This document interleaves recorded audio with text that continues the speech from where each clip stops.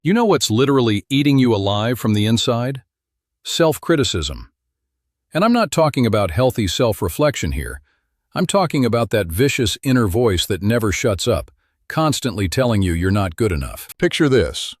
Every morning you wake up, and before your feet even hit the floor, there's already a voice in your head cataloging everything you did wrong yesterday. Sound familiar? Here's the mind-blowing part. Scientists have discovered that chronic self-criticism literally rewires your brain in the same way trauma does. Your neural pathways start firing in patterns identical to PTSD patients. Friends, write in the comments where you're watching us from, and hit that like button if you want to find out what the most unexpected thing is. But here's where it gets absolutely terrifying, and this is something most people have no clue about. When you constantly criticize yourself, your brain interprets it as a genuine threat to survival. Your amygdala, that primitive alarm system in your head, can't distinguish between a real tiger chasing you and your own thoughts telling you you're a failure. I met Sarah 3 months ago. Successful lawyer, beautiful family, seemingly perfect life. But she confided something shocking. She hadn't slept through the night in 2 years. Every night, her mind would replay every conversation from the day, analyzing every word she said, convinced she'd made some catastrophic mistake. Here's what blew my mind. Sarah's self-criticism was so severe that her doctor initially thought she had an autoimmune disease. Her inflammatory markers were through the roof. But wait, it gets worse. Chronic self-critics develop what psychologists call learned helplessness, the same condition they found in lab rats that gave up trying to escape electric shocks. Your brain literally starts believing that nothing you do matters, that you're destined to fail anyway. So why try? This is how dreams die, how potential gets buried alive. The most heartbreaking part?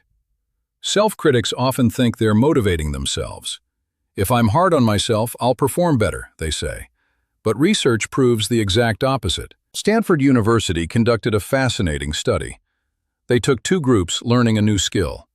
One group practiced self-compassion when they made mistakes. The other group used harsh self-criticism. Guess which group learned faster, retained information better, and showed more creativity? The self-compassionate group outperformed the self-critics by a massive margin. Self-compassion isn't about making excuses or lowering your standards. It's about treating yourself with the same kindness you'd show a good friend who's struggling. Think about it. When your best friend makes a mistake, do you tell them they're worthless garbage who'll never amount to anything? Of course not. You'd be supportive while helping them learn. Yet somehow, we think brutally attacking ourselves will produce better results than the proven power of encouragement and support. It's insane when you really think about it. Here's a technique that literally saved my life and has transformed thousands of others. It's called the best friend test. Next time your inner critic starts its vicious attack, pause and ask yourself, would I say these exact words to my best friend in this situation? If the answer is no, and it almost always is, then you know that voice isn't wisdom or motivation. It's just old programming that needs to be updated. But there's an even deeper layer to this that most people never discover. Your self-criticism isn't just hurting you, it's affecting everyone around you. When you're constantly at war with yourself, you can't show up fully for the people you love. You're distracted, defensive, and emotionally unavailable. Your career stagnates because you're too afraid to take risks, speak up in meetings, or pursue opportunities that might expose you to criticism. Here's what happened to Mark, a brilliant software engineer I worked with. His self-criticism was so intense that he spent 3 years in the same junior position, convinced he wasn't qualified for promotion. Meanwhile, less skilled colleagues kept getting promoted around him. Why? Because they had the confidence to advocate for themselves, to take on challenging projects, to risk failure. The tragic irony?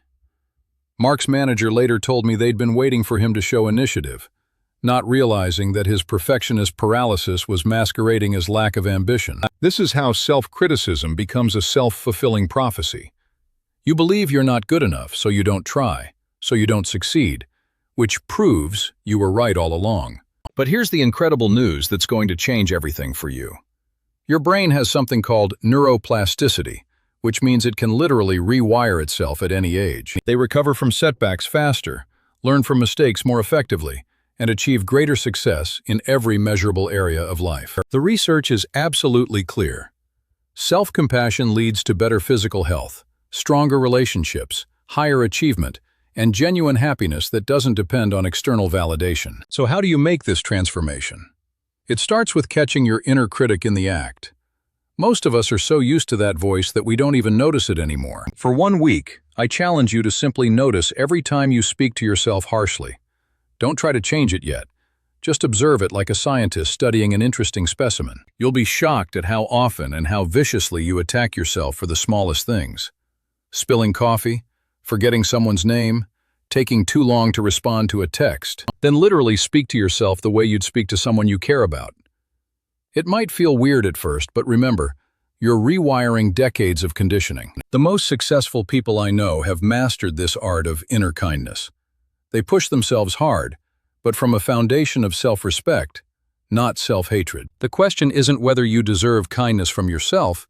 You absolutely do.